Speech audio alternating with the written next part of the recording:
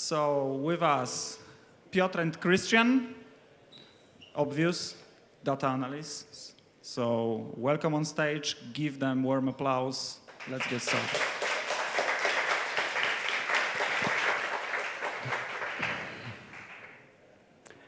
How often data you were looking at was not trustworthy or not reliable? How often were you wondering if your business is data-driven or just aware about the data that exists?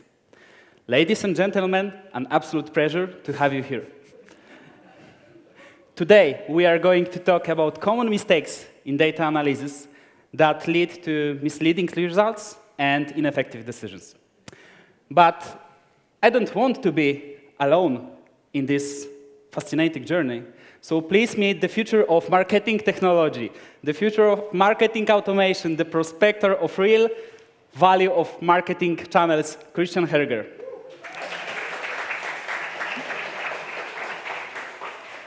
Jesus, thanks. So before I actually got myself into this presentation, people were so excited for Piotr to perform on stage, and actually this sounds more like a data rockstar to me. I mean, let's face it, he is a data analyst, data scientist, and mentor in one person. So I'm really, really curious what kind of goals you have with this presentation. Okay, thank you, Kristian. Yes, indeed. Now let's ask what's the real goal of this presentation. What do we want to achieve here? Let's look at first chart. Here we have two funnels and conversion in funnel A and funnel B. 80% in the first one, 84% in the second one. The results are not so impressive, but in these days we need the wow effect. We need huge impact. So in order to draw your attention, we can just change the scale to see the totally different effect. So that's not the goal of our presentation. We don't want to have charts like this one. Even if it's true. Our goal is also not to tell you how to change the negative trend of revenue into a very positive scenario just by accumulating a scale. That is not our goal. So what's the real goal of this presentation? We hope that thanks to curiosity, thanks to perceptivity, you will be able to have persuasive results after this presentation. So, Kristian, how do you want to achieve that? Well, let's dive right in. So first of all, we want to understand the context. We want to choose the right visual display.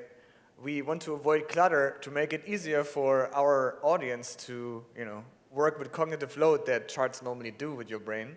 And then in the end, we want to tell a story. So let's tell a story. We have 3 different structures how to tell a story. This is something for the data-driven storytellers that love facts and that, love a reward in the end. So we are focusing here on an outcome, on different stages of reality, what could be done, what is, and in the end, we end up with a decision that hopefully leaves you in a better place than you started on. All right.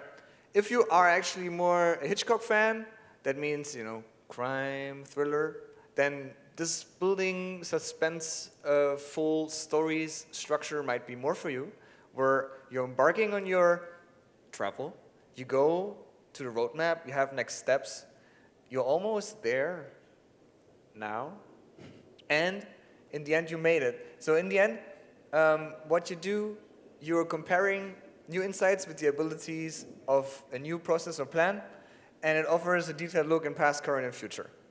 But since we are all a little minimalistic and pessimistic or optimistic is kind of also the choice that you want to do, maybe just stick with the situation complication if you're a pessimist, or optimist would be opportunity, and resolution.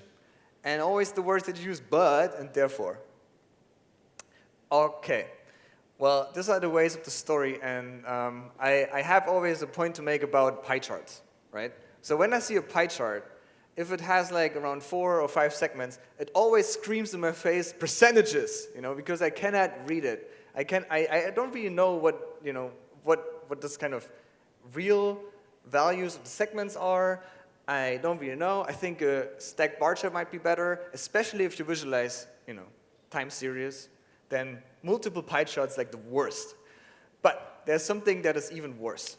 Did you ever hear about 3D pie charts? So, be so nice and tell me which of group A or group D is bigger, is D smaller, are they equal, or you don't even listen to me, you just stare at at the slides. Well, in this case, group A and group D would be actually the same. And, well, Okay, Christian, but wait, hold up for a second. Can we be more specific? We have a group of 70, 60 people from AirHelp. Can we be more specific and say something about real mistakes that we did? I guess we have to start over now. Let's do it. Okay, so, we didn't want to bore you with generic facts about generic graphs, so we want to actually put this into AirHelp and into our environment. And we talk about biases that might affect you or me or all of us when you work with data, when you want to tell the story, and even when you work with other people. And then we have a few examples about time. We talk about different cohorts that are a little impatient sometimes. We talk about that causality doesn't mean correlation. And we talk about the evil of averages. Okay, let's get ready for the contrast effect. That means the human mind makes judgments always in relation to something else. Our weak spot in this case is that we barely notice small things. So why do I have this arm with 3 Rolexes? Because the fact that a magician can steal your Rolex from your arm is that he presses on one body part and you don't feel the gentle touch of the Rolex. Oh, I don't have it. Anyways, it's also not a Rolex. And yeah, this is the number 1. Number 2 is the clustering illusion. So the human brain seeks out patterns and rules, and if there are none, it just invents one. Did you ever look in the clouds and you saw faces or animal outlines? I guess so, because I did, and it's perfectly normal. But in working with data, it could be also that there's actually no trend in the data that you're looking at, but you kind of suspect one. So for example, the psychologist Thomas Gilbovich did this experiment where he did a random sequence and he asked hundreds of people, hey, is this random or is this, is there something hidden? And many people just said, yeah, I can see this and that, and yeah, the next should be an X and something, but actually there was nothing. It was just totally random, by chance. And so please remember, you're oversensitive to patterns, and if you're unsure if your data actually has a pattern inside, please ask your data team. We provide you with statistical data firepower. All right, confirmation bias. I think it's called the mother of all misconceptions, and it's your tendency that you interpret new information based on your preconceptions that you have. That means you filter out information that contradicts your beliefs. I think those 2 quotes from storyteller Aldous Huxley that said, facts don't cease to exist because they are ignored, and the quote from Warren Buffett, what the human is best at doing is interpreting all new information so that their prior conclusions remain intact, are pretty good in explaining what the confirmation bias actually means. Okay, then we come to the availability bias. And then I have a question. You don't really have to answer. You can just think. So in English, do you think there are more words that start with a K or that have the K as a 3rd letter? What do you think? Okay, so the right answer is there are more than double as many words that have the K as a 3rd letter. So why did you think wrong? Because your memory is easily accessible with words that might start with a K, but not with the K as a 3rd letter. And therefore, it's more available, and therefore, it's the bias that I'm talking about. Okay. Number 3 in psychological biases, the problematic averages. All right, so let's say you drink a glass of wine every day for a year. That makes, basically, on average, 1 glass of wine per day, right? Okay. But what if even doctors might say that's like pretty, that's normal, it's like healthy. But what if you wait until the 31st of December, you didn't drink a glass of wine until then, and then you drink 365. So per year, on this time frame, you also drink 1 glass per day on average, which is kind of weird because you might have a problem at this party, and you might not have that much fun. That means, bottom line, if extremes dominate the distribution, don't take averages because they're basically rendered worthless. And more than that, we will also see that we should always look at the distribution because it's really important. And my favorite example, the information bias. Data-driven managers and investors love the surplus of information and sometimes think even they can make better decisions out of it. Whereas, when you have too many alternatives, too many information, your brain is just basically paralyzed. You might end up with the worst decision, or you don't do any decision at all, like in my example. So I have a nice movie night with my girlfriend, and we start out, and I'm browsing Netflix, and I want to have a nice movie, and I end up browsing for 3 hours every single movie on Netflix to just find the best one that is fitting for the right setting, and yeah, in the end, you don't watch any movie. So let's jump into the examples. Thank you, Kristian. Indeed, bias is one of the most important pitfalls, and another one is time. Let's look at the first chart with conversion rate over time. The first question that comes to my mind is why conversion rate is going down. The second issue that we can bring based on this is, okay, let's calculate the average, 11%, and let's use it as a valid predictor for an input for contracts that entails new partnership. And now let's try to zoom out a little bit to see the last 7 years. As it turned out, our first question can be altered to why was conversion in 2018 so high? So the first question is not valid anymore. And the second problem, so our 11% average is also not valid anymore. It's even less than 8%. So how to avoid this kind of mistakes? Firstly, we should always try to zoom out and always try to wider context. Secondly, we cannot compare points from different moments in time. You cannot compare March to June if your business is seasonal. You cannot compare months or quarters with different nature. You also have to use characteristics of your data to simulate the most accurate effect based on the history. So no shortcuts, no averages. When we talk about the time, it's very important also to bring the cohorts. So let's imagine this business problem. What's legal drop-off over last few months? So as you can see in this question, date is hidden.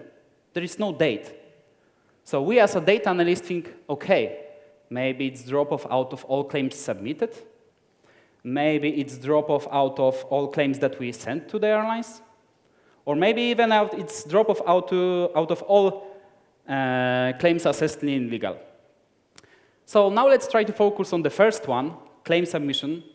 Let's call it initial date of the process. And let's try to focus how this one misleading can be. That's the graph which represents exactly this kind of problem. Drop-off over time, out of claims created. As we can see in June, we can say 7% of claims drop off out of all claims created in June, 7% drop off. But then it's a success, yes? So everyone is so happy, everyone is aroused, but then you as a data analyst realize that, oh wait, there is huge backlog behind. There is still a bunch of claims, new claims, that we haven't processed yet. There is still a bunch of claims sent to airline that we haven't processed yet. And then you think, OK, let's try to estimate this blue line, how this blue line could look like, how the final metric could look like. And then you end up with the purple line. And then you see that there is no success. So how to avoid this kind of problems? How to make your data analysis with time more efficient? You have two ways. First one, you can start with your initial date, but then you have to be aware that it's lazy. It takes time for this metric to be measured. Secondly, you and your stakeholders have to be aware about the backlog. How can backlog affect your metric? And the last one, for the backlog, you have also two solutions. You can add in progress line to simulate this backlog, or you can estimate the final outcome like we did before. Also, you have second option. You can go with the final date of your process. Thanks to that, you will have immediate effect. All the product, all the business initiatives will be immediately visually represented on a chart. But then there is an important drawback. You are comparing different moments in time. So there is very, very hard to have any seasonality effects. So we talked about time, which is very important in analyzing the patterns. So in the previous presentation, Elisa also talked about, and Jolene talked about the funnel. So Kristian, how the funnel is doing? Well, that's a pretty good question. So let's find something that might describe this a little better. And the concept that I want to talk about is called the North Star metric. It's basically a metric that summarizes most of your business by one KPI, where you have a first look when somebody is coming to you with a pretty ambiguous question. And in best case, you pair it as well with a metric that is rendering the adverse consequences of your metric. So for example, in Airbnb, it would be number of booked nights. In Spotify, it could be number of hours streamed. In Facebook, it could be daily active users. But what about this adverse consequence metric? So I think in terms of, let's talk about Google Analytics, it would be kind of foolish to only look at sessions if you don't look at the bounce rate, for example. So sessions and bounce rate might be a pretty good pair for a North Star metric and an adverse consequence metric. Key takeaways. Define and emphasize metrics that have the highest relevancy for your business or process step, whatever you want, and refine this metric with one that really targets the adverse consequences. Pretty cool. But if you have this metric, that doesn't necessarily mean that it's actually the causal reason that something is going down. So what about that now? Yes. So let's now try to talk about the golden rule of data analysis, which says that correlation is not equal to causality. Again, let's look at this chart. As you can see, partner number one, represented in blue line, has definitely lower conversion than the others. Based on that, maybe you will see that, OK, should we adjust the deal? Should we change the contract? What's wrong? But in reality, when you go deeper, and you will try to compare similar segments of the data, so similar nationality, similar language, similar demographic factors, you will see that actually there is no difference. Actually, our reason remains hidden. So how to avoid this kind of problem? Always try to calculate the predictive power of your variable. Always try to ask how different factors are affecting your final metric, maybe North Star metric, and which one affects it the most. Apart from that, always avoid the false causality. So, for example, when you launch the Facebook campaign, and then you see the spike in direct traffic, you cannot assume that it's thanks to you. It can be a different campaign, it can be seasonality, it can be any other variable. You have to test it. Going towards the end of our journey, let's also talk about the averages. And let me bring some story. A few months ago, we tried to improve one of our internal tools. We did some changes in UI. We did an A/B test. And we discovered that average processing time is definitely better in our variant B. So we were very, very close to make a decision to invest time of our development team in variant B. But there were two major mistakes. First one, sample size was 120 claims. So it's about 15% error rate for that. And the second one, the second problem with that is no one in reality looked at the distribution of the data. So we wanted to make a decision based only on average, but looking at the best 25% of cases and the worst 25% of cases, we could have definitely more and more insights. So lessons learned from this are, firstly, try to always use percentiles. And don't try to make your decisions on averages. Try to ask your data team for distribution of the numbers, and always try to calculate the error rate, because if your, let's say, number of respondents is 50, you still have 14% error rate. Kristian, what do you think? My mic works again. So there were some graphs and let's say last infos that didn't make it to the presentation, but I still, and Piotr too, would like to share them with you. So let's see. All right, so we talked about different kind of scale, right? I mean, I know that Kemp is tall. I just didn't know that he's that much taller than, for example, a guy from the Philippines, right? Interesting here, how they use the scale to Kemp's advantage. Anyways, there's also something wrong here, whereas even though the fuel price is 30% up, it's kind of 30% low, and then you get the deaths there on the side. I don't know. Interesting.